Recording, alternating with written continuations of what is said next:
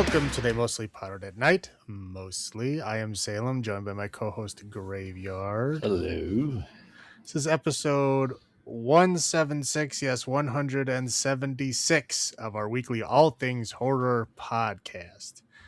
We're heading into deep winter here, and as the chills drop in, so do the thrills. That's right. This week we're watching some movies that have cold and snow as their main theme. So bundle up and brave the wind. It's that time again. So this week we are doing Wind Chill, Frozen. No, not that Frozen. And Devil's Pass. AKA. Well, the Dyatlov Pass. I don't know why they don't just put the name in it, but whatever. They probably did, and people told them not to. Probably. We'll talk about it because there's some things I want to say there, but we got a while before we get there. So we're starting off with Wind Chill from 2007 with the lovely Emily Blunt, of course. And of course, all the people are like, hey, I know that guy. Yeah. Yeah, the actor that is like the main actor with her, I think he was going to be like a star, and I don't know what happened to him, but he disappeared. Mm-hmm. Like he was in several movies around that time period, and then he just went poof. Yep. So I don't know. I don't know if there was a scandal or if he just quit or if he was unhireable. I don't know what happened, but I don't remember seeing him. But usually that means he's doing things that I'm just not watching. Correct. that happens sometimes, but I have not seen him in a while. So, all right. So basically, it starts out to where Emily Blunt is a college student. And she has a boyfriend who is supposed to take her to Cabo for the holidays. It's Christmas time in this film. And she breaks up with him, or they break up. And so they're not going to Cabo anymore. So she's then going to drive back home, and she's just going to take the bus. And she decides at the last minute, like, maybe I'll do this rideshare thing. This is obviously before Uber or anything, so rideshare is literally a bulletin board. Yep. with destinations and numbers. So she goes and looks on the bulletin board. Oh, somebody's driving to Delaware. I don't even remember where the school was. They're like New England somewhere. New England. They're driving back to like Jersey Shore. Well, it was Delaware. Yeah. That they were going to, but I don't know where they were at. I don't know where the school was. Anyway, someplace cold. Yes. So so she calls the number and then meets up with there's a guy that's going to drive her to Delaware. It's just them two. And they are called Guy and Girl.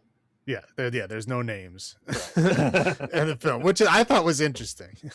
Because sometimes I don't remember the names, or sometimes I don't catch them in the beginning, and they just don't use them throughout the film normally, right?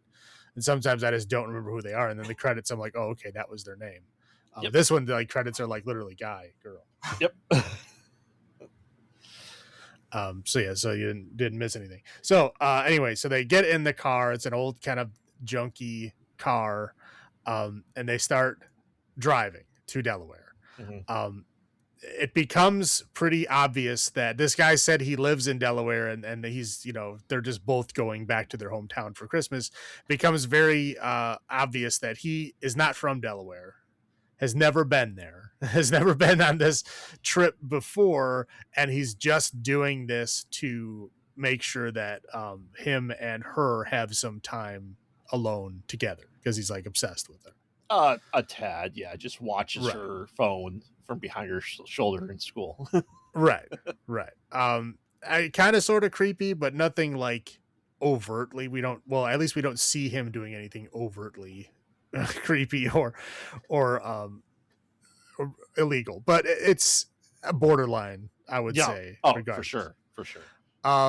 So they're driving, and he tries to plan out like this scenic route thing so that they can like witness nature and, again, have an experience together. He gets run off the road. It's a very, very snowy road. He gets run off the road. They get stuck in the snow. And so the car is stuck. They cannot get out. And basically becomes obvious that they are stranded. There's no one coming. There's no one driving past on this road. There's like a blizzard going on. They're just not going to make it. And he's hurt, but we don't know how much. Right. Yeah. They're both like unconscious as a result of the car accident, but like, you know, they wake up and at least they're moving around. But yeah, it becomes obvious. Like, she's like, you need to go back to the gas station to like find out, you know, where we are. If they had somebody come and help us, he's like, okay, I'll go walk to the gas station. He comes back in like a minute. Right. And he's like, oh yeah, I went up there and nobody was there. So I left a note. Yep. But yeah, so and then, you know, so they try to like hunker down and say, okay, we'll just have to, you know, survive in the car until the morning, and then hopefully somebody will come by in the morning. And you know, the windows won't go down, the car dies out, so there's like they're starting to get really, really cold. So and hungry because they left their bag of food. Yeah. Well, he bought all this like fancy food for her, and then she just took it out of the trunk to put her luggage in it and left the bag in the parking lot. So anyway, so they're like, you know, trying to like come up with a different plan of what they can do. And then a cop comes and they're like, oh, hey, you know, this cop will help us out. And the cop like very quickly becomes shady, like cop, to where he's like, oh, make it worth my while. Like, they're like, okay, you know, he wants money. So they pool their money together to go like pay this guy. And then if he gets like really like, you know, sex criminal, you know, kind of like weird with Emily Blunt, and they're like, oh shit, what's going on? And then they go to like, they kind of fight. Like he goes to hit the cop with a crowbar because he's like, you know, obviously assaulting Emily Blunt, and he like, when he hits him, his head like does like this weird like, I don't know, ghost darkness explosion thing, and then they go into like a time loop or something. Like they just wake up back at the car like nothing happened. More frostbite. Right. Yeah, but then and his hand is like frozen to the crowbar that he hit the dude with. So it's like the dude has like magic cold powers, but he's now gone. Yeah, he's not there. So then, like, you know, they kind of go off. They're trying to search and figure out what the hell to do. They're looking for, you know, the area around them to see what's out there. And they both go in different directions, and they both find frozen ghosts, essentially. Yep. Like, you know, people shambling around that are like obviously frozen, zombie dead, you know, like cars crashed with zombie families in them, and you know, it's like not good. Yep. So they both eventually make it back to the car, and they're like, okay, there's like some supernatural like ghost shit going on. Like, what do we do? And so the cop comes back again, and they realizes like when this song comes on the radio, like that signals him coming back. And it's a Christmas song. Right, of course. So they manage to fight him off again. And then after they do that, she realizes that like the dude is the driver of the car is like, he's like dying. Oh, yeah. he's peeing lots of blood. Yeah, he's pissing blood. Like he's not doing well. Like he needs help quickly. And so she's like, oh, well, there's a phone pole over there. You know, like I know these junction boxes, like you have this old like handset phone in the back. This is 2007. It was old even then. But I guess it was an older car. But not everyone had cell phones back then. Correct. Yeah. 2007, I didn't have one. Right. So there was that old handset. So she's like, I'm just going to climb this pole and plug this phone in and try to call for help.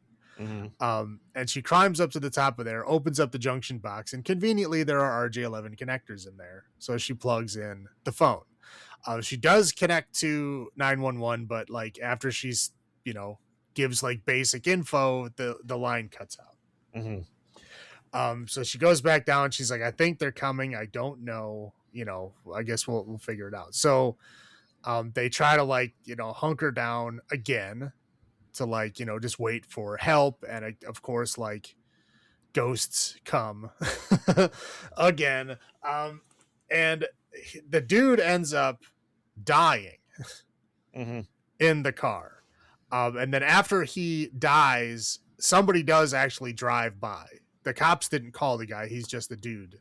Like he just was driving through the area. He's like a truck driver guy. Yeah. So he picks her up and then stuffs the dude dead body in the back of the truck. Mm-hmm. I don't know why he didn't just leave him there, but he stuffs his dead body in the truck. They're driving. They get run off the road by the cop. They have like a confrontation on the side of the road. The trucker guy tries to like help the cop because he flipped over. The cop car flipped over, and he goes to help the cop, and the cop like uses his magic freezing powers on him and kills him. And then he's coming after her. She can't get away, and then the dude comes back like as a ghost and stops him, and then she gets away, and then assuming lives. I would assume so. Right. Well, I mean, I think she gets back in the truck and is able to leave after that. But that's it. Yeah, I mean, there's lots of ghosts. There's whole families. There's priests, just because this guy's been like killing people for like 60 years on the road while alive and dead. Right. Yeah. So he's like assaulting and raping women and like killing people and shaking them down, running them off the road. Yeah. Doing all kinds of evil stuff. And then, he like at some point in the past, he did flip his car. It did light on fire. And instead of people helping him, they just like let him burn. Yep. Because they know how bad of a person he was. And so that's why he comes back as a ghost. With magic powers to torture people, is because he was an evil guy. So the lesson is, you can have magic powers as a ghost if you're evil. Yeah, apparently. I mean, he's still out there, I assume. Well, he's a ghost. I mean, yeah. The Ghostbusters weren't there, so I don't. He might still be there. We don't know. Yeah. I had never heard of this movie until we I did not either. It never came up in anything that I was looking through. I thought I went back and watched. Well, you know what? I was probably trying to go back and watch a lot of Emily Blunt movies, and then it's like she's in a lot of movies that I would never watch. Mm-hmm. So I think I stopped at a certain point of like, I don't care. Yeah, I don't need to watch fucking romantic comedies to get this whole experience. I'm just gonna forget about it. Yeah, I like I said, never heard of it. It was interesting. Like, I didn't realize it was Emily Blunt until I'm like, holy shit! Like, this is early in her career for us. Yeah, right. And it is the the mid 2000s, and she is wearing low rise jeans, which is thank you, Emily Blunt. Hey, the guy did get to warm his frostbitten hands on her stomach. That was a weird, creepy scene, but I guess necessary. Well, yes and no. We'll get into that point. Do you want to go with your highlights first? Or you want me to go first? I can go first. So of course, high is Emily Blunt. Yes, it was very nice to see her, a young Emily Blunt. I enjoyed it. I think she did a decent job. This is not a movie that's going to win awards or anything. No. But she did an all right job. The dude did a passable job. I mean, okay, nothing to write home about, but I didn't hate it. But anyway, she did decent in it. I thought the frozen ghosts were fun. I thought they just found like just frozen dead bodies at first, and then they started like moving. Yeah. And I was like, are they supposed to be moving? It was just kind of like interesting where you see them move, but they didn't become like bad. The cop guy was the bad guy. Correct. All the other people they looked like evil frozen zombies, but they weren't bad. They were just ghosts. And then there's a lot of like kind of weird unspoken things that happen that people just don't like talk about or mention. Like, it seems like they're kind of in some kind of weird time loop. Yep. Right? Like, things are happening and they're just like teleporting and like losing time and moving locations, and no one seems to like mention that or even like think it's strange. They just like roll with it. Yep. And again, yeah, like, are they ghosts? Like, are they actually there? Are they not actually there? Because they're like interacting physically with the environment. So it's like, is this a time loop? Right? Is it this actually what's going on? Who knows? And again, there's flashbacks, right? So it's like, is it actually flashbacks? Is this something? Is it happening now? Like, are we witnessing it as it's happening, or is it something we're seeing, from the future? We don't know. It's interesting.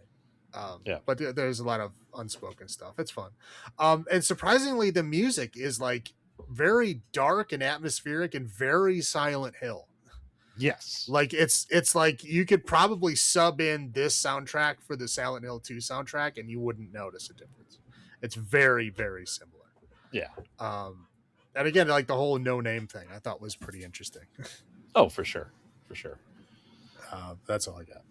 Oh yeah, definitely. And Emily Blunt, you know, there, as you said, there's mystery, there's intrigue, there's stuff that we just don't know. It's not like it's a good ending. It's a bad ending. Like he dies, and it's not like they put the ghost to rest. Like all the other ghosts came up and like dragged him to hell or something like that, right? He's presumably still out there for next people to show up, right?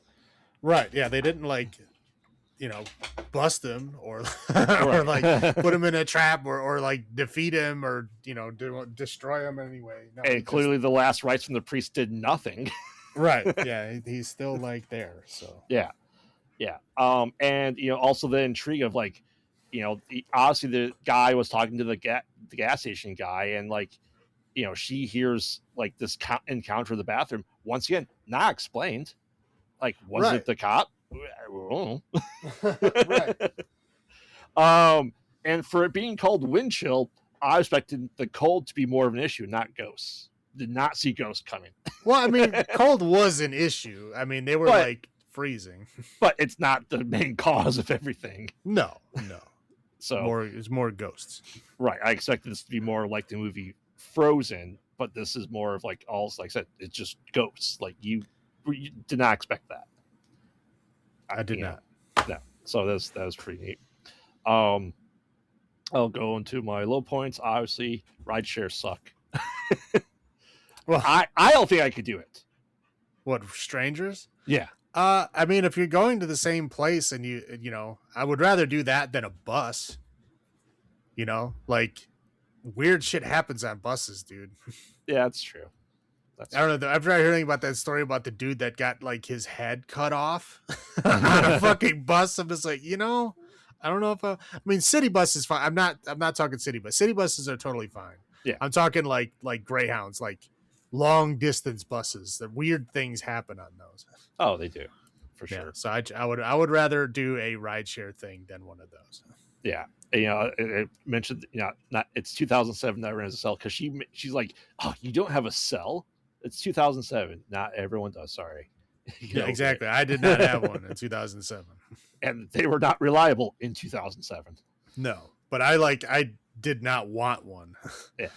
Again, I was at that point. I was still like, I don't want people able to get a hold of me at all hours all day. Like, you call my house. If I'm there, I'll answer. If I'm not, leave a message. I'll call you when I want to. Right. Yeah. But yeah, it was starting to change at that time. 2007, it was like weird not to have one. Yeah. And I would not take the really not well plowed road. It's in my shitty car. Yeah. When you go to take a right and you're like skidding out and the whole road is white. Yeah. Nope. And you have 8 hours of that. There's no way in hell. Nope. No. I've been there. Don't do that. Yeah. And bad CGI is bad CGI. Holy crap. Yeah. I mean, it's like the Frozen effect is so bad. Well, and like, I don't know what came out of that guy's face. I couldn't tell you what that was supposed to be. Was that right? I was like, it's like was weird it a tongue? Right? Is it ghost darkness? I don't know what it is. It just like inside of his head just like broke open and then stuff was coming out. Well, I'm also the guy that the one Frozen ghost, like something came out of his mouth. Like what was? Oh, they later. I was like, okay, does he have like a fucking eel in him? Like what's going on? They showed later that one of the people was drowned. Like the cop held the guy underwater and drowned him. I think they were just trying to show you, like, look, he drowned. He's got a fish inside of him. Like I think it was just like that blunt. Because I didn't know what the fuck was going on. I was like, what is that? A leech? Is that an eel? I don't know, like a lamprey? I have no idea what that is. It didn't look like a fish. No, it didn't. It's like that's why I said it was like an eel or something. But it was, and then later on when they were showing like the other people dying, like the other ghost people that were around. They showed one being like held underwater by the cop, and I think that's what it was meant to. I convey. guess it looked like one of the slugs from Slither almost. Right. No, yeah, it did. It's not very clear. It just, I look out for details of things that don't make sense. But yeah, most people, it doesn't make sense. Yeah. And I'm sorry if you're trying to cure frostbite. Yes, it's cool. You have to put your hands on Emily Blunt's stomach, but then she left her midriff wide open. Like, cover yourself back up after that. Like, don't you dare talk to Emily Blunt like that. I'm just saying, like, if you want to help his hands, they don't just go exposed skin to exposed skin. You warm them up a little bit better than that. With what? Just put your sweater back down over his hands. No, I don't Okay. know. I don't want to. I don't want to do it that way. So, that's all I got. How about you? Yeah, T9 texting.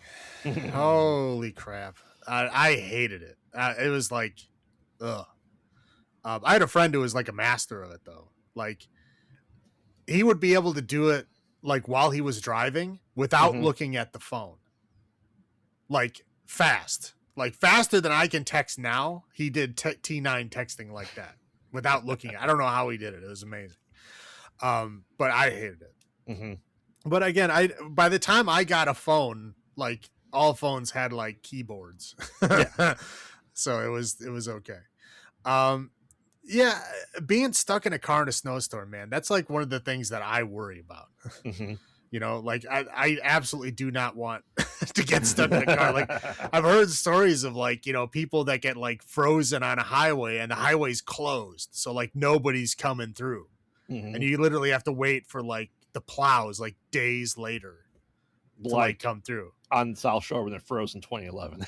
Yeah. But I mean, everybody knew you were there though. I'm talking like if you're in the middle of nowhere. Like, there's a story of it was like a man and a wife and a baby that got frozen, and their car got stuck and they ran out of gas, and the guy like went off to go find another highway or to get somebody to help, and he had like all kinds of serious bad frostbite by the time he actually got somewhere. The mom was like freezing in the car, and she like crawled into some cave and then like was feeding the baby melted snow out of her own mouth. Because like it's just like this horrible fucking story. I'm like, oh my god. Like, just basic preparedness would have, if you had like a fucking blanket and some candles, and you would have been okay. Like, it's like one candle is enough to keep the heat in the inside of a car, like to the point where you won't die from it. Yeah. Or you won't suffer bad effects. Like, it'll keep it. It's not going to be hot or even warm, but it's going to keep the temperature at a level where you can survive. So yeah, I don't know. It just freaks me out. So I always have like a preparedness kit in my car to make sure that won't happen. Okay, the junction box conveniently having RJ11 jacks in it. They don't have those. They have alligator clip spots. Yeah, like the line guys have like those things that you just like punch in to like the lines. Like, that's how they test them and shit. They don't have like a handset they plug in. There's no reason for RJ11 to be up there. I understand for whatever the point of the thing. Like, I guess it's more believable for her to use a handset than it is for her to use a lineman's thing. I guess either way it would have worked, I guess. But I was just like, oh, that's convenient as soon as I saw the jacks in there. Like we already talked about, the free CGI was terrible. And dear God, the skin peeling away from frozen objects. This is not going to be the first time we see it, or this is the first time we see it. It's not going to be the last time we see it. Like, it bothers me. I don't like it when your skin is like frozen to something and you go to like pull it away and you like leave your skin behind. Like, no, thank you. Yuck. That's all I got.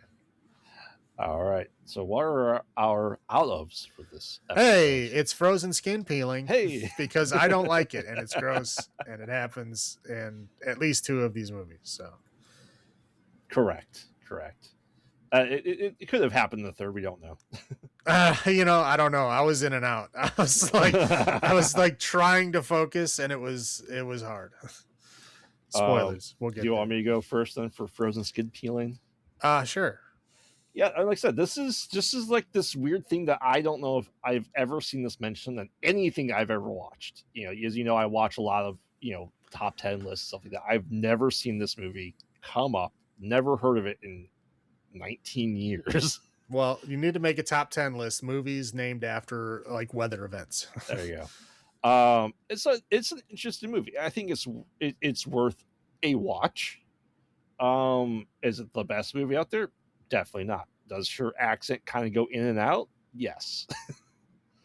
But I will still give this 7 frozen skin peelings out of 10. How about you? I'm close. Again, for me, a 7 is I want to rewatch it again. Mm-hmm. I don't really want to watch this movie again. I'm not upset that I watched it. It was decent, Yeah. It was interesting seeing Emily Blunt in an earlier film than I remember her being in. That's cool. But yeah, it's not a rewatch, but it's decent. I'll give it a 6. 6. All right.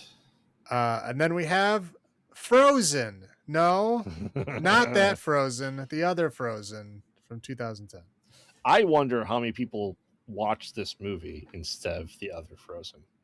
I'm pretty sure, like, as soon as it opens up, they're like, "Hey, this is real life." Right. I'm just saying it's happened before. I know it's happened with Jack Frost. Oh, I'm sure. Yeah, because there's like the Michael Keaton Jack Frost, and then the Jack Frost. Yeah, and then the same year. Shit movie. Ugh. Same year, but yeah. So yeah, this is just think about this is wind chill, but at a ski resort. But yeah, so essentially we get a trio.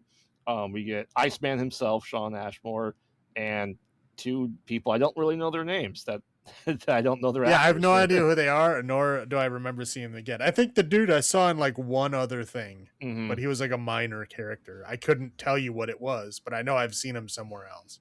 Yeah, so essentially it's this I'd say newer girlfriend. I don't know how new, but enough to the point where like these 2 friends have been friends since like first grade. It's like, oh, you brought her on our ski trip, right? So you kind of ruined the thing. So now we don't have girls. So we don't have this guy trip that we always do. She sucks at snowboarding. She's just falling nonstop while you bring her, blah blah blah blah. And because of her being there, we don't have money for the ski lift tickets. So they're bribing, like, here's $100 ski lift guy. Can we just go up? Yeah. And I'll throw this out there right now. How much is a fucking ticket if $100? Right. That's what I was saying. I was like, $100 is a deal? Like, what? How much do these fucking cost? But I've never been skiing. I've been to a ski lodge because I had a friend had a wedding. And then their like bachelor thing was at a ski resort, and they like got there early and did all kinds of skiing and shit. I was like, I'll just come later and drink. When are you going to be done with the skiing part? Right. So I came later. But I think $100 in 2010 is more than enough for all day tickets. But yeah, I don't. And I almost died on a road that I shit you not was literally called Devil's Ladder Road. And it was because I accidentally set my GPS to shortest distance instead of like fastest or whatever it was. So it took us down this like literal death trap of a fucking thing. Like the entire thing was covered in ice and it was like a super steep like thing. And I had a little crappy Corolla at the time. And I was coming down this hill, man. And it was like literally like one of those hairpin turns coming around. And it was just like a fucking cliff off the side. And I hit the brakes and it did not stop. And I was like, oh shit. Oh no. Like it literally was going, I had 3 other people in the car and they're all like, like we're all screaming because they think we're going to go over the edge. And then it literally stopped like an inch away from the edge. Yeah, it was started the whole day. Yeah.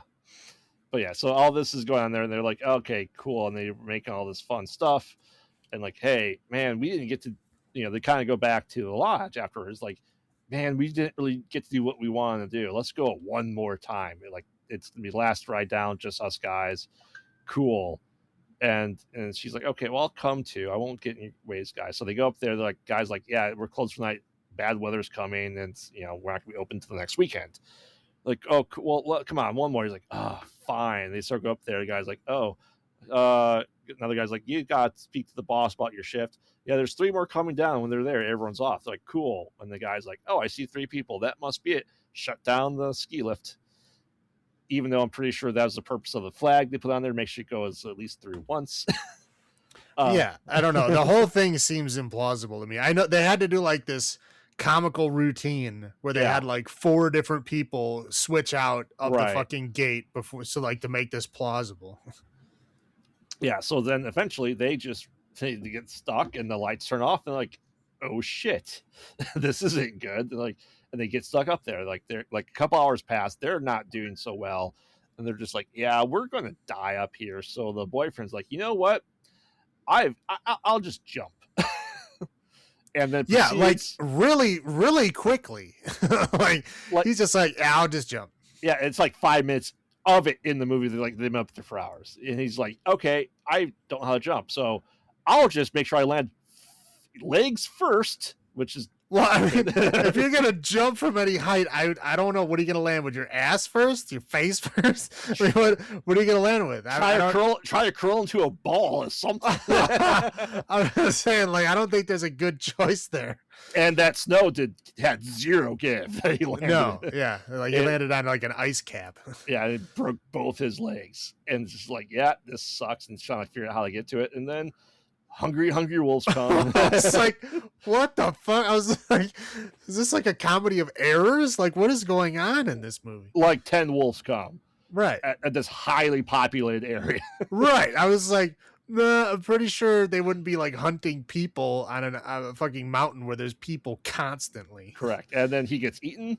And they're like, yeah that's good. It. Yeah, he's just gone. And they're like, okay, well, this isn't good because it got, Iceman tried climbing. He's like, that thing's sharp. It's going to cut through your gloves, which, yes, those things are sharp, but your gloves are pretty thick. You could be fine. Yeah, like unless he was like scraping his hand on it, like vigorous back and forth action, it should not have ripped through his gloves like that. No, because those cables are meant to be smooth for the things to ride on them. If they had stuff sticking up all the time, it'd be fraying left and right. Well, the other thing is, like, I was thinking, I'm like, dude, you have like plastic boots on. Uh-huh. Like, hold on with your hands and then clip your ankles around the other side.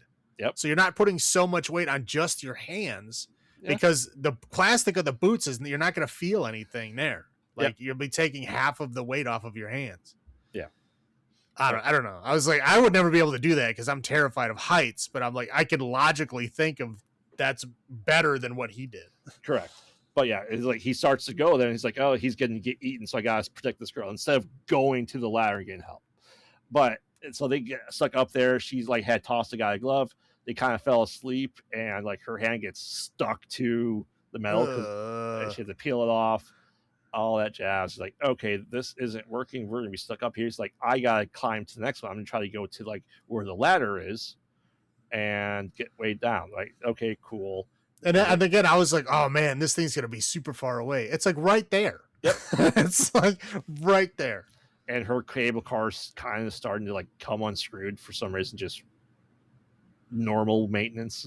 Right, yeah, like this entire thing is held together by like one bolt. I'm like, I don't think so. Not even a locking bolt behind it. One that can unscrew. You put a locking nut behind it. Right, I was just like, I'm pretty sure that would have gotten noticed. Correct. Because that's a hell of a lawsuit. Yeah, so Iceman finally makes down the ladder. He's like, oh, you gotta give me my ski poles because the wolves are still out there. He gets down there. They start attacking him. He stabs one. They kind of run away. And he disappears off screen to get eaten. Right, yeah, he disappears off screen, and then like a day later or something, she's just like, oh, I guess he's not coming. Yeah. So eventually the cable car kind of like the bolt comes off and it's still attached to a wire. She kind of gets close up to the ground. She falls off and she kind of just slides her way down the hill to the road. She gets picked up as passes his dead body. The wolves are like, we had 2 people. We're full. We'll let you go. They're literally waiting like vultures for them to drop throughout the night. Right. And then also I'm like, you know what? Yeah, I'm good. We're good. And then she makes it back and it's fine. Yeah. That's the movie. Right. Like fucking pretty depressing. Uh-huh. So like, wow. But okay, here's the thing that I was very confused about, Mhm. because the situation is serious, right? Yes. Like bad things happen during the course of this film, and pretty much only bad things happen, but like it's played like a comedy. Yes. So it has the energy of a comedy with like the tragedy of a horror film. Mhm. But I think it was just the presentation, like the way that they were like saying their lines and shit. They were saying their lines like they were in a comedy movie. Yeah. Like waiting for the laughs and stuff. But like the situation was like a horror movie. It's a bizarre like back and forth. And I was very confused. I'm like, is this supposed to be like a dark comedy? Is that what they're going for? And like as the movie went on, I was like, no, okay, that's not what they're going for. It's just done really badly. Like I don't know what the fuck they were going for, but this vibe is all wrong. So this is your first time seeing it then? Oh yeah, no, I have not Okay. seen seen I watched either it. Frozen before now. Now I've seen this one. I've watched this a few times. So yes, it is hysterical at times, just stupidly. It's just the way that things are presented. You're like, what? Mhm. Is this is a serious situation? Mhm. Oh, Yeah. I'll go first this time with my highlights. You know what? It is a tough choice: jumping or trying to straddle your way to the ladder. Both are awful choices. As well as staying up there. Like, well, yeah. I mean, again, I don't know, but and I think in real life, like the snow would be thick enough to like, I'm not saying you could jump from a plane and land on it, but like I'm saying like they were what I don't know what 30 feet up. mm-hmm. Like I think with thick enough snow, like if you got feet of snow on the ground, because it wasn't a skiing hill they were over, it was woods, like untouched woods. Right. So it's not that they're being wetted down, something like that. Right. It's like it's powder. Right. So there would be like inclement weather. There's going to be at least a foot or two, and that's enough for you to not shatter your legs. Right. Right. So that's what I was thinking. Like it's, it's probably not going to be comfortable. It's probably not going to, you might fucking break something or hurt an ankle or something, but it's not going to like snap your legs in half like it did that guy. I don't know. I just, to me, that either one of those ideas, you probably would have gotten out of it. Yeah. Obviously, I don't think this is a plausible thing to happen to people. No, it's not. But I said it's still a tough choice. Like, what would you do? Would you jump, try to climb, or stay there? To me, I don't know. I'm terrified of heights, so I don't know. I mean, but eventually I would like my survival instinct would override that. Mhm. I'm like, whatever. If I fucking died doing something, at least I died trying to do something, right? Instead of being frozen. Yeah, instead of just sitting there and dying and and somebody comes and finds you like, oh, look at this idiot that just froze to death on a thing because he was afraid to jump. Yeah. But no, I think I would probably do the climbing thing. Like I said, because I got plastic boots on. Yeah. I would grab the wire, wrap my boots around the other side, and then just kind of like pull myself along. Yep. That's what I would do. Oh yeah. And in real life, the wolves would not attack a like walking upright person. That wouldn't happen. Well, you're missing my other highlight here. It's clearly Wolf Attack Mountain. Well, it's like the wolves don't operate like that. That they just find people like, we're gonna wait for you to fall. Like, okay. They literally sat there and waited. Like the guy breaks like what, within minutes there's a pack of wolves on him. Right. Yeah. It's like yeah. Okay. Yeah, and it's just it plays very weirdly, but it's bizarre. It's almost like it wanted to be a Final Destination setup.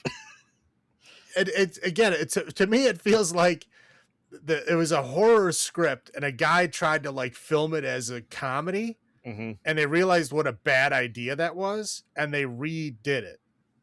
Yeah, but it still has the setup of comedy. I don't. It's bizarre. You'd have to watch it to understand. Yeah. But it feels like a failed comedy horror. That's what it feels like. And I would have my cell phone on me. Just saying. Well, I mean, this is 2010. It's not. Yeah. Recent, but yeah, out of 3 people in 2010, one of them should have had a phone. Correct. But those are my highlights. How about yours? okay, like being stuck on a ski lift would scare me. Like that's a legit thing. I would never do that because I Correct. would not. I mean, that's not a thing that I would want to do. I don't want to ski anyway, but it's not somewhere I would be. But if I did somehow get trapped there, I would be scared. Yeah. So I can feel that fear there. I mean, the concept is interesting, right? But in order for this concept to work, you need 3 actors who have chemistry. Yeah. And they don't. They don't like at all. So the concept would work if you had the right 3 actors, and they didn't. But the concept itself, I think, is fun. And again, this movie, it has such a bad ending. Like it is such a depressing, just bad ending. Like, yeah, she survives, but like, wow. At what cost? Like, watch your boyfriend and your boyfriend's best friend get devoured by wolves. And then you break your legs, and probably some ribs and shit, and somehow survive. But like, that sucks. Yeah. Living the rest of your life with that. But that's all I got. All right, roll into your low points. All right. So, yeah, being stranded up there and freezing to death, like, wow, that's nope. The broken fucking legs, holy crap. I mean, it's bad to break your legs, but the effects of those broken legs were terrible. Yes. Very, very bad. And again, like, jumping is your first option, like immediately. Like it wasn't even like a full night, and that dude's like, all right, I'm jumping. Yep. I mean, good on him, I guess, for wanting to save his girlfriend or whatever. But I don't know. I think I would try some other things before I jump right to the, flop off. I mean, watching your friend and or your boyfriend getting eaten by wolves can't be enjoyable. No. Right? He's like, don't look. Like, what else are you gonna do?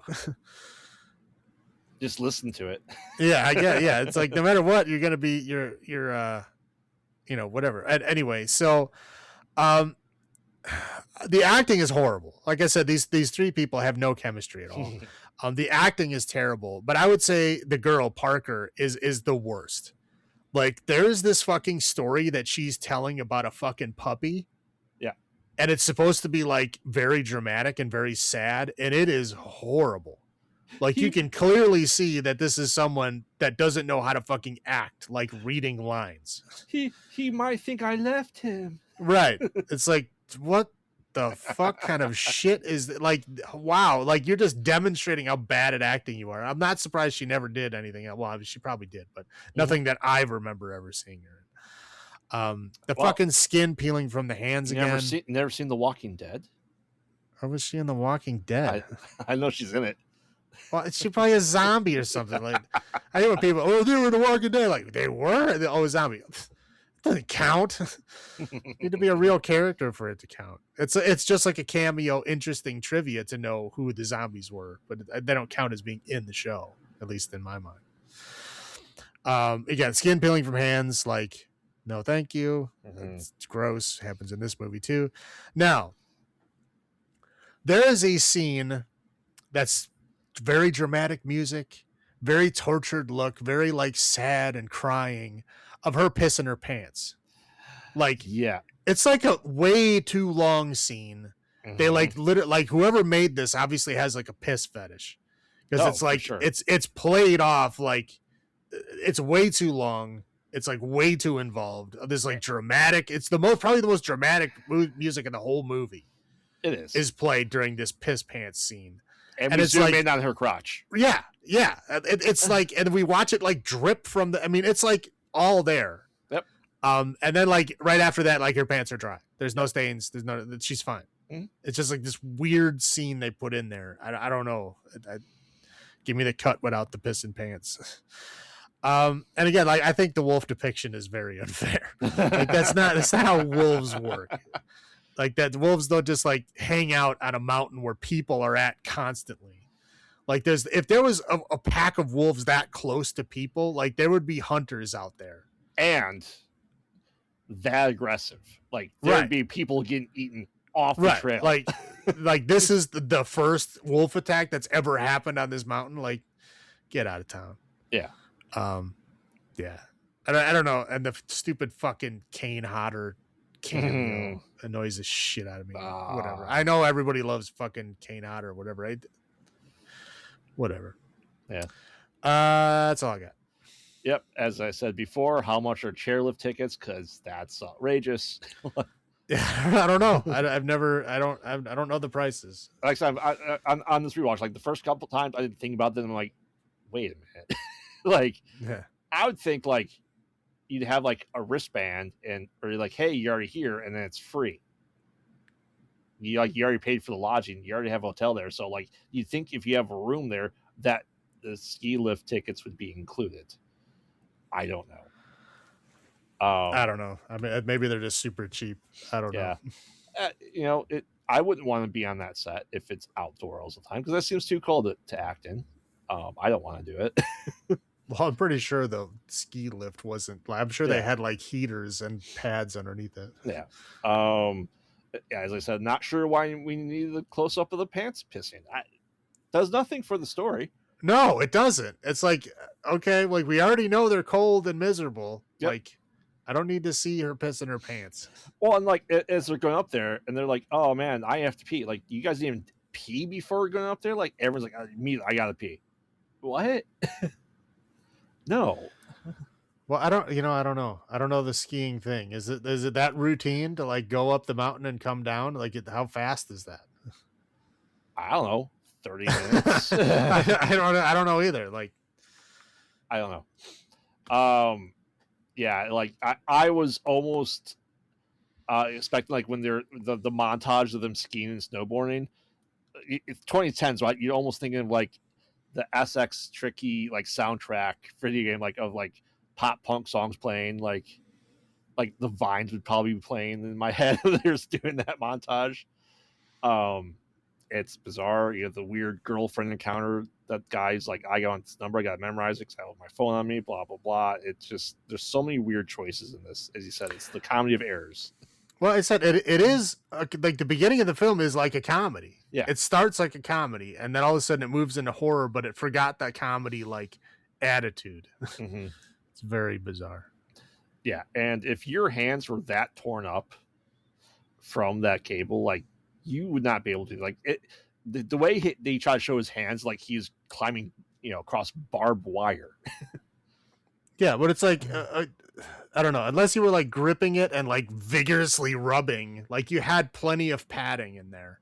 Yeah, like there's no way that would have torn through your hand in like the 3 overhand grabs that he did. Yeah, and the way they got rid of Iceman makes me think like he decided not to finish the movie. Yeah. He's like, I don't want to be the hero. I'm just leaving. Yeah, and then just like, we'll just kill him off screen. And the hungry wolves are just waiting patiently for people to die. Okay, like what's the wolf's motive? Like they're gonna freeze up there. Then what? Yeah, it's kind of weird. It's 3 people, 2 of them die, and they both die off screen. Yep. It's bizarre. Yeah. But that's all about I have. So how many frozen skin peelings out of 10 do you give Frozen from 2010? Again, I can't really recommend this movie. It's not great. It's weird. Mm-hmm. It's interesting and weird. There are things here to watch where you kind of like scratch your head like what the fuck was going on here, but it's not like the worst thing ever, but it's not good. I'll give it a 3.5. All right. I mean, like I said, it's a very, very stupid movie. Like it's turn off your brain watch movie, right? It's cheesy. It's we know I like some cheese. I will give it 5 frozen skin peelings out of 10. It's not the worst thing, as you said, but it's I'd watch it once again, maybe. All right. So now we move on to Devil's Pass, which for some reason is not called Dyatlov Pass. I don't know why. I'm guessing because they didn't want him to name it that, but then they like say the name a million times in the film. So anyway, so it's like, I don't know why they didn't just let him do that. I don't know. Somebody probably told him not to. And Suit was like, yeah, don't name it So anyway, so Dyatlov Pass, I guess if you're not familiar with it, it was like it happened in the 50s in Russia. There was like a bunch of Russian experienced, quote unquote, experienced hikers that were hiking in the mountains and died. And so when they went up and because they were missing, so like they went up and found them like I don't know a week later or something, Yep. and they were like dead all over the place. And so at the time, the authorities had like, okay, we figure out what's happening. We'll just put all in this report and shit, and then we're done. And then over time, people like, deliberately added misinformation. And then like, just kind of made up their own little stories about like what happened and what didn't happen and like what's normal, what's not normal, and all this goofy stuff, a lot of assumptions and shit. And it became like this conspiracy theory of like what really happened at Dyatlov Pass. Like, was it the Yeti? Was it Bigfoot? Was it aliens? What all kinds of goofy shit, right? Yep. Like there was the common thing that does come up in the film, but they talk about, oh, the people were irradiated. Which is not true. That is a completely made up fact. It was reported. Like if you look at the history of it, there are people that say that they were. If you look at the actual facts, it was not. That's a made up thing. Now their tongues and eyes were missing. That is true. Right, but they were out there in the fire a fucking week. Right. Like there's wolves out there. Yeah, I was like, you're in nature for a week and you're meat. Like, yeah, something's probably gonna eat your fleshy bits. That's normal. and the tongue and the eyes are the first things to go. Right. Yeah.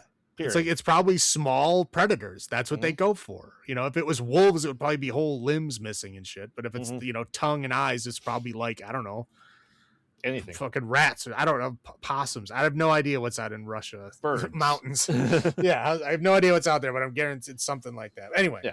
So this film is about a girl who's like in a journalism school, right? She's for her like project. She's obsessed with Dyatlov Pass, and so she gathers her friends and quote unquote professional climbers and survivalists in America. Right? Yeah, exactly.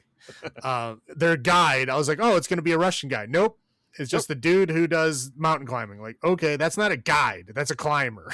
They literally say... We'll get to that point later. Yeah, it's like, and they literally say his name and then dash climber. Like, he doesn't say guide. It says climber, but she clearly says guide. Anyway, so she decides that she's going to get all these people together. They're going to get all their equipment, and they're going to go to Russia and recreate this expedition. Right. That's the point. And they're going to go and interview, people for they're making a documentary about it. So they're going to interview people in the town. They're going to go to the places and like look at the places and like, do the whole, documentary thing where you're like, this spot here is where this person died. This spot here is where that person died, blah, blah, blah. So, long story short, yep, they go to Russia. They talk to some people in town, like, people are telling, oh, just stay away, don't go up there, like it's not that big a deal, whatever. So of course they go up there anyway. Yep. They find the place where they're dying, and it's kind of weird, like, oh, we shouldn't be here yet, like, oh, things are wonky, look at my compass is spinning around, like, of course, typical conspiracy theory stuff. Hell yeah. So they're like, okay, whatever, we're gonna make camp here. This is where they made camp. And they end up like finding a bunker door, which they don't do anything with at that time, other than find the door and try to open it. Yeah, they try to open it, but nothing, whatever. It's like they just find the door and then they go back to their camp. There's like a goofy, weird sex scene in a found footage movie. Like, I don't understand that, but they had to stick it in there, I suppose. So an avalanche happens, but you clearly hear like dynamite. Oh, for sure. Before the avalanche happens. So this is a man-made avalanche. They lose two people? They lose Denise, and then one of their experts, the bro, gets like catastrophically injured. Then right, I was like, one of them was like super injured. I know the one girl is dead. How many were there? Was there 5 of them or 6 of them? There's 5 altogether. Okay. So yeah, one dies straight out, one is severely injured, and then the journalist girl, her like cameraman boyfriend, and then the dude who was like JP. the survivalist guy. Yeah. Is still alive. The climber slash guide is the guy whose like legs were broken or whatever. And then people start shooting at him. Yeah, and then people start shooting at him and whatever, and then they're trying to like, oh, the only thing we can do is go to the bunker, of course. So as their way to the bunker, they lose the guy with the broken legs because they had to like leave him behind because, you know, obviously they were going to die if they brought him with. So they got into the bunker, they closed the bunker door, they go in the bunker. Again, long story short here, they start seeing like monster people, like clearly not humanoid, but clearly not like normal human people. They're like misshapen and they move weird and stuff. Think of the underground dwellers from The Descent, essentially, but right. But they're super twitchy and they do like, you know, whatever glitchy stuff with their head. Teleportation. Right. Sure. Mm-hmm. So they get attacked with that. The one bro guy, or sorry, the survivalist guy gets attacked and eaten by these things. Yep. So then it's just like the journalist and the dude, and they're like running through this bunker system with these things following them. They manage to go in this one room and close the door. Then they find out that like people had been coming here for years and they were all dying, and they find like bones that are like misshapen and stuff. And they're like, okay, well, they're doing some kind of experiments, and then things were going wrong, and then they were executing these people. But they didn't know why. And eventually they figure out that something is happening with teleportation. There's like a weird wormhole. Yeah, there's like a rock wormhole thing that like apparently these things came out of there. So whether this thing is connected to somewhere else or whether they go somewhere, they don't explain it, whatever. So it's like either they like die in this place, the monsters eventually get in through the door, or they try to do the wormhole to see what happens.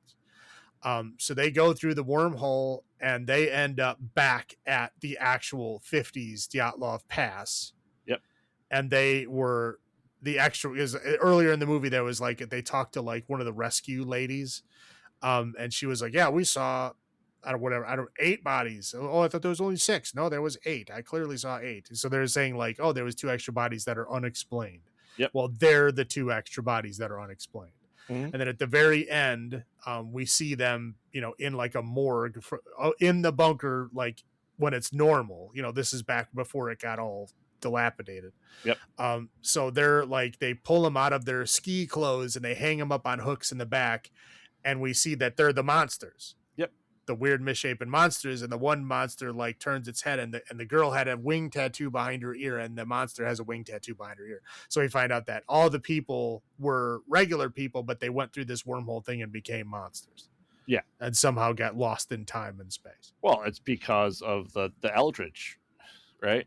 And the Philadelphia experiment. Right. Yeah. Okay. Yeah. And they mentioned, it's like, seriously, I wrote it down as the conspiracy theory grab bag. They were just like pulling out random conspiracy theory stuff and just throwing it out there. But yeah, they did mention the Philadelphia experiment. They mentioned, well, they didn't mention it, but I'm kind of guessing they meant to rip off the Russian sleep experiment because it seems very similar. Mm-hmm. The whole cave drawing / aliens thing is even referenced. Mothman. I mean, yeah, the fucking Mothman in Point Pleasant is fucking mentioned. I mean, like stuff that has nothing to do with this. They're just like, they're just like throwing shit out there to like try to like get someone's attention with all these words. Yep. Yeah. Ultimately, none of that leads anywhere, but they do mention it a whole lot. Let's just call it the SEO of conspiracy theories. Right. Right. Let's just put all this stuff on our website. Therefore, it will be in the algorithm. Yeah, there you go. Yeah. So yeah, that's it. That's the movie. I mean, this is the first time I've seen this. Yeah, it's the first time I've seen it too. Never heard of it before either. Yeah, and I know we were talking about it earlier, and it's funny because I wrote down the same thing that we talked about. Yep. Is that this is very, very similar to Chernobyl Diaries. Yes. It is like almost the same script where like instead of going to Chernobyl, they go to Dyatlov Pass. Like other than that, it's like very similar. Correct. And it's a very similar vibe too. I think they were like, they watched Chernobyl Diaries and were like, yeah, we can do that. Mm-hmm. I mean, really feels like that. Oh, they legit went to Russia to film this too, which is absurd for a found footage movie. Yeah. Not like it matters. You're in a snowy mountain. I Nobody's know. gonna call out like, "Hey, that's not Russian." I agree. But who knows? Yeah. Do you want to go first? Do you want me to go first? I'll go first. That's Okay. So I enjoy the story of the real Dyatlov Pass. Mhm. Now, if you actually like read the truth, the authorities closed the case right away because they figured out what it was. Yeah. It's pretty obvious what it was. So they closed it out. And it's only over time that these conspiracy theory people came out. But it's an interesting story regardless. Well, because they think like, oh, these are experts. They did the slope was too small of an incline for an avalanche to happen, which for a normal avalanche, the experts have proven is correct. For that's the special type that can happen, that's what happened. That's Right. why they escaped their tents with barely any clothes on. That's why Right, they went yeah. out there. Right. And then like again, and this really pissed me off because it's like within the first 5 minutes of the movie, they talk about like, oh, what about the, them what are they paradoxically undressing, right? Mm-hmm. So whereas that's a thing, it's a real thing, is when you're suffering from hypothermia, when you're getting towards the bad end of hypothermia, like you're about to fade out, you start feeling really, really hot. And you start like taking your clothes off because you feel super hot. And they call it paradoxically undressing because it's like you're undressing when you should not be, because you're helping yourself freeze faster. Yeah. Now, that's a real fucking thing. And that is exactly what actually happened to these people. Mm-hmm. But the guy literally says, well, that's what everybody says. Yep. That's not like, yeah, that's what everybody says because that's what fucking happened. Like, I wanted to strangle this guy already. Like, he's that annoying. Within 5 minutes, the first scene he's in, I hate him. Well, he also mentioned the avalanche thing. Like, that's not possible. It is. Right. Like, what do you mean? Like, are you an avalanche? No, I'm a cameraman. How the fuck do you have any expertise? Like, you can read articles and stories by like certified, I don't know, avalanche scientists. I don't know what the fuck they're called, but like they clearly say like, yeah, this region is not known for avalanches, but they have happened. And one as severe as the one that happened in 59 has happened other times. It just wasn't people camping there when it happened. Right. It's essentially it's the avalanche they talk about. It's essentially it's not the top layer that comes loose. It's the bottom layer because it's that not a huge incline that a normal avalanche would happen. So yes, they were not expecting it because it's such an uncommon thing to happen. And then like, the common injuries that happen from an avalanche is you get crushed. Yeah. Right. Yeah. And then like we're talking like, oh, all these people were dead with all these crush wounds. Like, right. that's how avalanches work. That's how you die. You get crushed. You're like, no, it was a Yeti that threw them against the trees, and that's why they're all like, dude, you know, like Occam's razor, man. Yep. Like, come on, you're going into crazy left field already. You're not even like, if it's a plausible story that they died in an avalanche, that's most likely what happened. Mm-hmm. Like, you don't have to make up Yeti stories, you know. You don't have to make like, oh, they were irradiated. Like somehow there was, you know, the government did it because they found a bomb or something, you know, whatever goofy thing they came up with. Like, no, the irradiation thing was completely false. That was never in any of the original reports. That was something that got added by someone later. They don't even know when, but it got added by someone later. Yeah. Again, interesting story. This film does nothing for that story and pisses me off, but I like the original story. How about that? There you go. The idea, you know, the found footage mixed with like the news footage was cool. Mm-hmm. I don't know about the extended section that's in pure Russian. Yeah. I don't know about that, but like otherwise it's interesting. I guess they really wanted to sell the whole like this is Russia thing with like the Russian news. Yeah. The avalanches are genuinely scary. Yeah. Right? I mean, because it's like nothing, you can't do anything. You just got to watch this white death rolling down the mountain before it gets to you. And then even if you do survive, you're underneath how much fucking snow, you have no idea. You don't even know which way is up, you know? Correct. Fucked up. But again, yeah, like I said, reminds me of Chernobyl Diaries. Chernobyl Diaries is a much better film, but it reminds me of it. Yeah. And like the ending, I guess it's a bad ending. Yeah. I did like the end credits where they showed like the pictures of the actual people from Dyatlov Pass, but we'll talk about that a little bit on the other side here. But it was interesting. The end credits were interesting. Yeah. That's all I got. Like I said, like we said before, it's like Chernobyl Diaries. Like I said, we talked about like it feels like that there was a guy that was doing the camera work in Chernobyl Diaries. They just cut out of the movie. Yeah, exactly. But yeah, no, like I said, Chernobyl Diaries is like a pinnacle found footage, in my opinion. This is a decent found footage, right? There's generally reasons for having most of these things here. And like all of a sudden, suddenly sci-fi. What? I was not expecting that. Like, it'd be scary enough it was like the Russian government. It'd be scary enough it was like something else. But as you said, they did throw a whole bunch of shit. But I like the idea of the wormhole travel and stuff like that. You know, it's Well, yeah, I having read the Dyatlov Pass like theories before, I was fully prepared for it to go into sci-fi territory, because all these people, like these stories that people tell, is like, what are you doing? I mean, I was not expecting the Philadelphia experiment to come up. I wasn't either. I'm just like, really? Like, what does that have to do with anything? But yeah, Correct. they went there. But no, I was fully prepared for sci-fi translation. I was okay with that. That's about all I got. I'll roll my low points. If you're going to Russia, bring a translator. Yeah, no shit. No one's like, I know what this word means, kill in action. Well, else you know. That's it. You need like no one was prepared to be in Russia. Yeah, the one girl knew killed in action, and the other guy knew like bar cheers or how to get a drink in Rush. That's it. But that was the only Russian they knew. Bring a translator. Doesn't mean bring a translator. Find a translator, someone to go there. Like there's no Russian. Like that. Or pay someone when you get there. Yeah. Once again, let's call her the lead.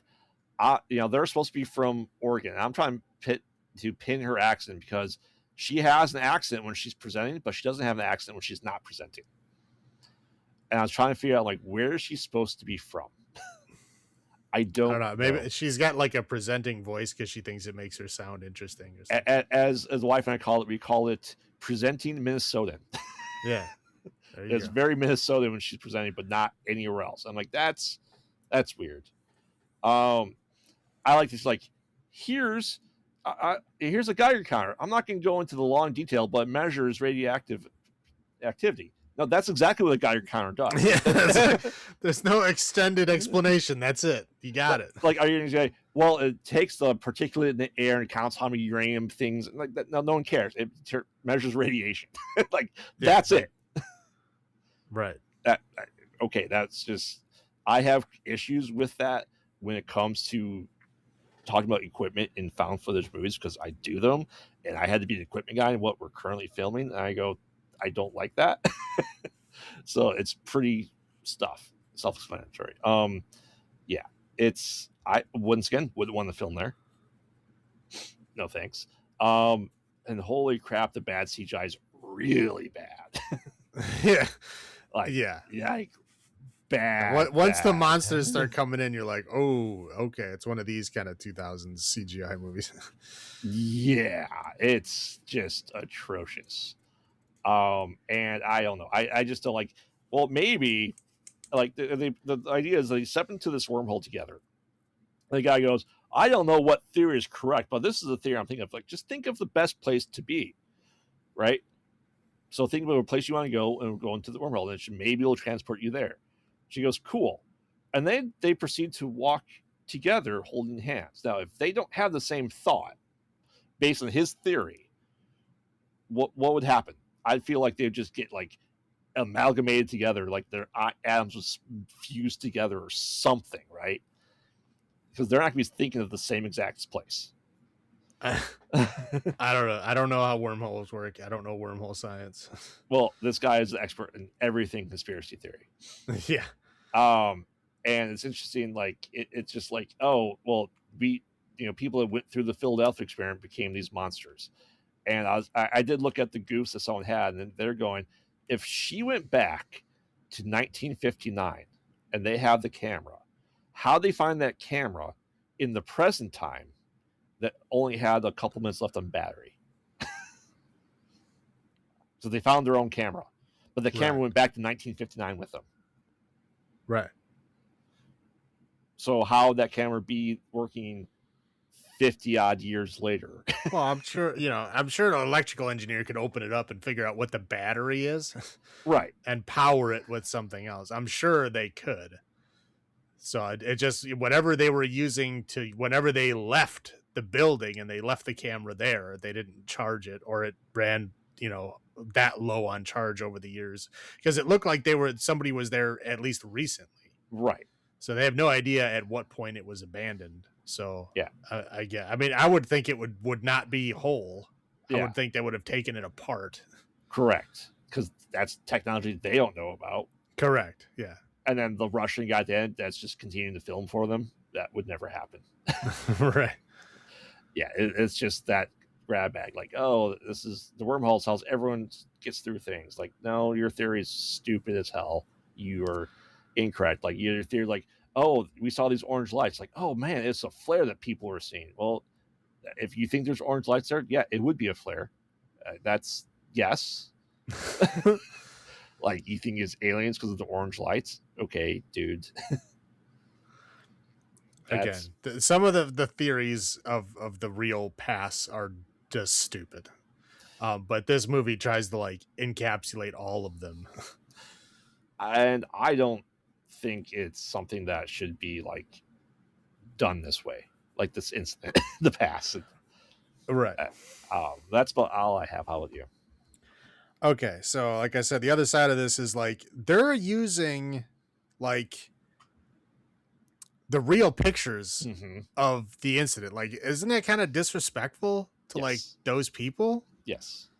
I mean, again, like at the end, in the end credits, they were just showing them like their hiking photos and stuff like that, right? Yeah. That's not that big a deal, but like they were showing like the pictures where they found the bodies and shit. Like that's not cool. Like that's like very disrespectful. Like I can see why somebody was like, "Don't call your movie The Outlaw's Path." I can see that. I would. Yeah. Why they let them call everything? I guess you can't tell them not to use like real locations. So it's a true crime documentary. So right, whatever you want to call it. Whatever. But yeah, the camera dude, I hated him immediately. The first fucking scene he was in, he's like such a smug fuck. He's like, well, actually, well, that's what everyone says. Right? Yeah, that's what everyone says because that's what's fucking true. Idiot. Like, he's talking about like, oh, that's how avalanches work. That's not how, hypothermia works. Like, dude, you're not a fucking doctor. You're not a fucking scientist. You're a cameraman. Shut the fuck up. You don't know. Yep. I don't know. I just wanted to strangle him right away. Acting is terrible. I think that goes without saying. It's just not good all around. Again, they're injecting deliberately false information into the fucking incident, the whole radiation shit and all that kind of stuff, as in trying to say that that's fact before they get there. Yeah, the whole monsters in the bunker thing, that's like stuff they made up. That's not, you know what I mean? That's not a part of the real theory, but the radiation thing is. Yeah. And it's just, you're pumping more in there. But yeah, like I said, the real events and the misinformation around them. But the real events themselves are okay to make a film around, again, like Chernobyl Diaries, like you talked about, it's a movie built around the real incident of Chernobyl, which is a tragedy, but it's not using that tragedy. It's using the after of that tragedy, right? Like this one is like deliberately using the actual tragedy. Yeah. It's like, it just feels wrong. It just feels different from Chernobyl Diaries. It's like they tried to do the same thing, but kind of like misunderstood how to be respectful and just threw it out the window. Yep. The avalanche CGI was horrible. The monster CGI was terrible. Yeah. And again, like I said, the whole conspiracy theory grab bag where he was just like randomly throwing stuff out there. I think I already said I'm like Philadelphia experiment. Again, they didn't directly say it, but it really reminded me of the Russian sleep experiment. The Mothman, the cave drawings and aliens. I think there's a couple more. I just don't. Or Yeti and all that shit gets like, glumped in there, and they like literally like, hey, how can we spice this up? Let's have a book with Philadelphia experiment secret pictures. Like, how the fuck would the Russians have those? But I don't know. Whatever. Maybe they had spies. Just I don't know. But yeah, it's just it's goofy. It's ham-handed to throw all that stuff in there. It doesn't do anything other than make me respect the movie less. But that's all I got. All right. I'll go first for, I guess, for Frozen Skin Peeling out of 10. I don't need to watch this movie again. No. I said it's with it being found footage. I go, do I know anyone that made this? But I go, do I know anyone that has money to go to Russia to make this? I go, no, I don't. It's there's some good things about the found footage parts of it, but it's that thing we always discuss that happens a lot is you just throw all this other crap into your movie just to make it like, aha, horror fans love it, therefore I'll mention all these things. That was the camera guy. Yep. All that being said, I will give this 2 Frozen Skin Peelings out of 10. How about you? Yeah, that's exactly what I was thinking is too.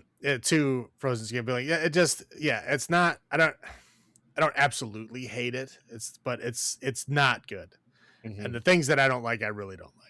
So anything that I did like gets canceled out by everything that is annoying. So yeah, 2 is a good place for it to be. All right. Anything else you want to add? No, bring us home. All right. So now that the temperature is down nice and low, it's a good time for some wax. That's right. Next week, we're watching some movies that have a common waxy theme. So move over, Madame Tussauds. These wax statues bite back. That's right. So join us for House of Wax, Waxworks, and Tourist Trap. And yes, I know there's fucking sequels for like most of these movies. I don't care. We'll do those later. Yep. We're just doing the original ones for now. So remember, we watch bad movies so you don't have to. And this has been Graveyard saying, have you checked on the children? And this is Salem saying, long live the new